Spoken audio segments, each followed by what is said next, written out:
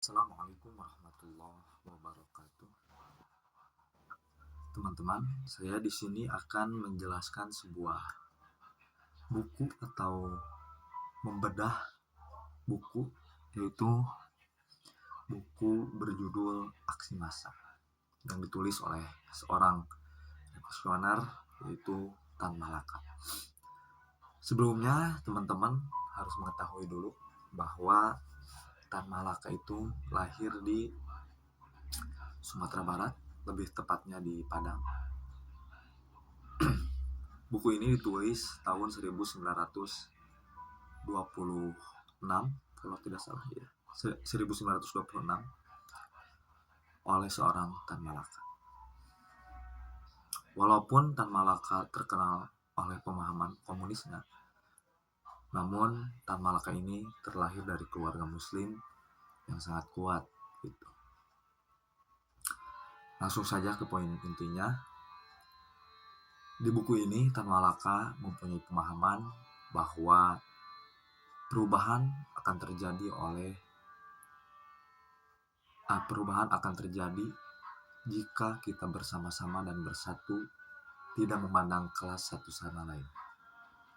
Dan Tan Malaka juga memiliki pandangan terhadap para pelaku faj, yaitu para pelaku radikal, yang dimana menurut Tan Malaka para pelaku faj adalah segelintiran orang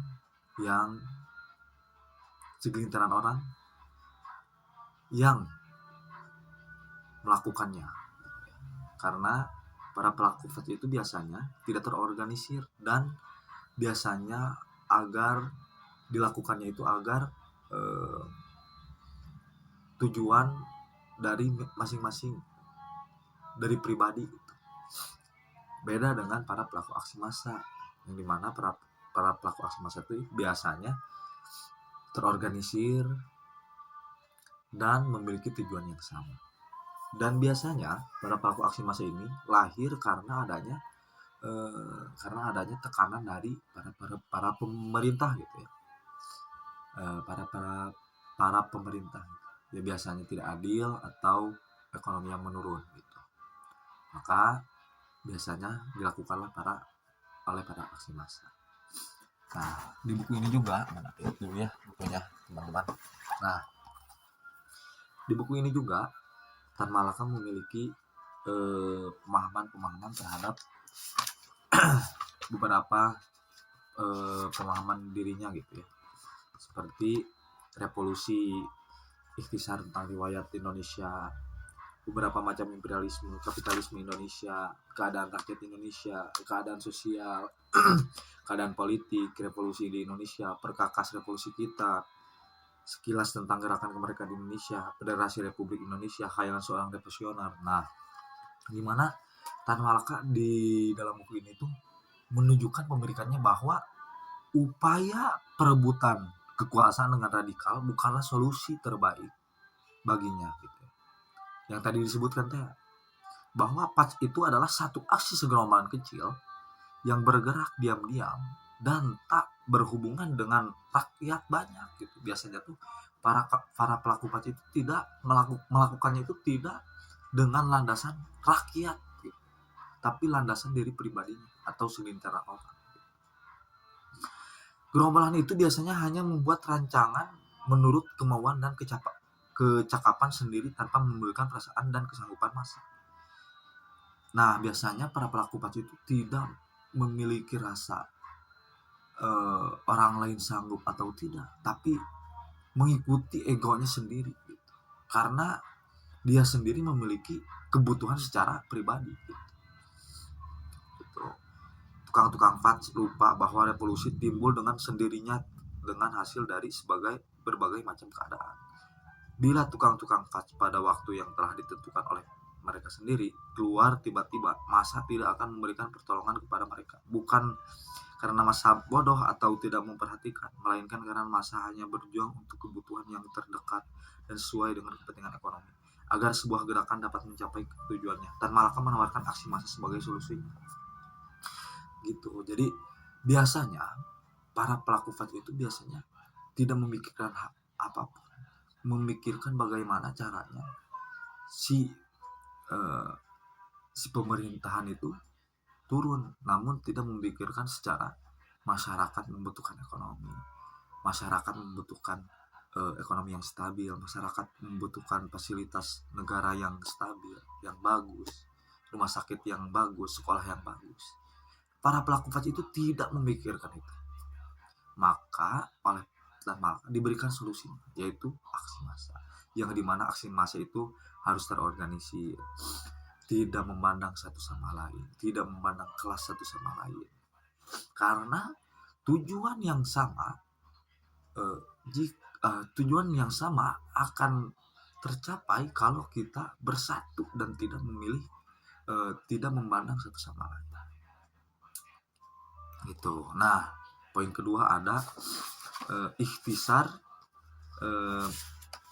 Indonesia gitu ya. Ikhtisar tentang riwayat Indonesia. Nah, yang dimana dalam ikhtisar tentang riwayat Indonesia ini ada beberapa subbab gitu ya. Yang dimana yang saya baca itu adalah salah satunya itu pengaruh luar negeri. Yang dimana pada saat itu Indonesia itu memiliki pengaruh-pengaruh dari luar dan dalam negeri gitu. Seperti halnya dari luar negeri datangnya para penjajah, Portugis, Belanda, terus Inggris dan lain-lain. Dalam negeri yaitu kerajaan, yang dimana pada saat itu kerajaan Majapahit yang paling kuat. Gitu. Nah, Arab yang di luar negeri. Maka dari itu, di sanalah para pengaruh pola pikir di masyarakat Indonesia itu datang dari luar negeri dan di dalam negeri itu sendiri. Gitu. Nah, yang ketiga ada beberapa macam imperialisme. Yang dimana imperialisme itu ialah imperialisme ini adalah cara seorang untuk mendapatkan kekuasaan yang lebih gitu.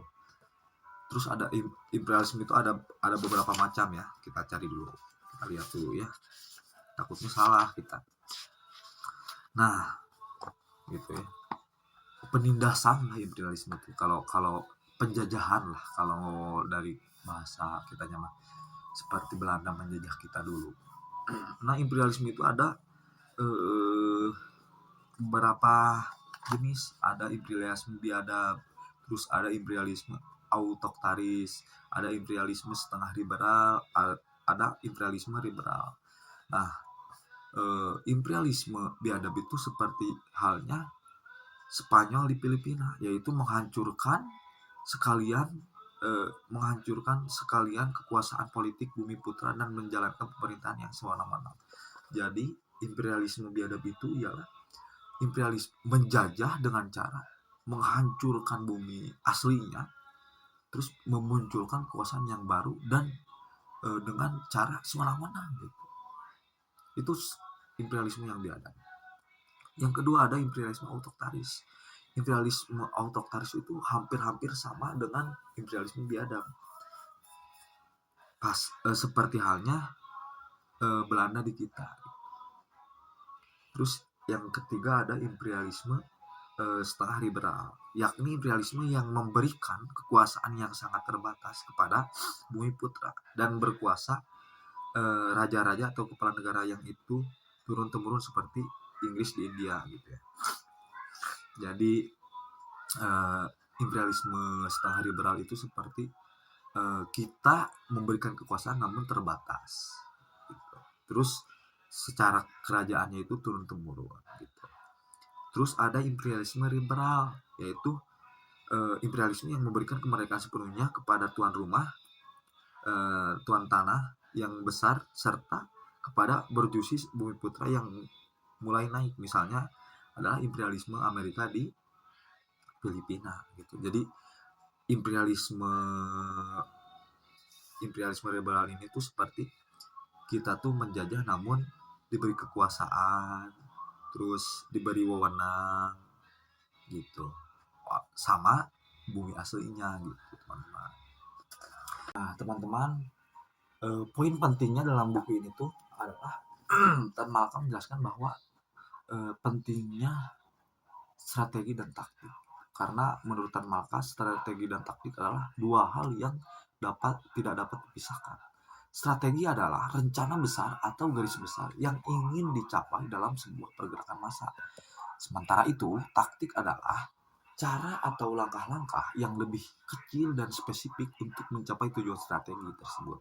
Tan Malaka menekankan bahwa dalam melakukan aksi massa, penting untuk memiliki strategi yang jelas terlebih dahulu. Strategi ini akan menjadi panduan arah pergerakan massa. Strategi diterapkan, barulah taktik-taktik yang sesuai dapat disusun untuk mencapai tujuan strategi tersebut. Tan Malaka menawarkan beragam taktik yang dapat dipilih seperti demonstrasi, mogok kerja, boykot, dan lain-lain. Nah, pemilihan taktik harus sesuai dengan kondisi dan situasi yang dihadapi serta kekuatan dan kelemahan kelompok massa. Perjuangan melalui aksi massa seringkali membutuhkan waktu yang panjang dan kesabaran. Tan Malaka mengajarkan para peserta aksi massa untuk tetap tekun dan tidak mudah menyerah dalam pergerakan hal tersebut. Nah, teman-teman, aksi massa karya Tan Malaka adalah warisan pemikiran yang tak ternilai harganya bagi bangsa Indonesia. Ya, dalam buku ini, Tan Malaka tidak hanya menggambarkan dinamika pergerakan rakyat, tapi juga memberikan analisis mendalam tentang strategi dan taktik perjuangan. Semoga buku ini memberikan banyak pelajaran berharga untuk teman-teman. Jangan lupa like dan subscribe. Terima kasih.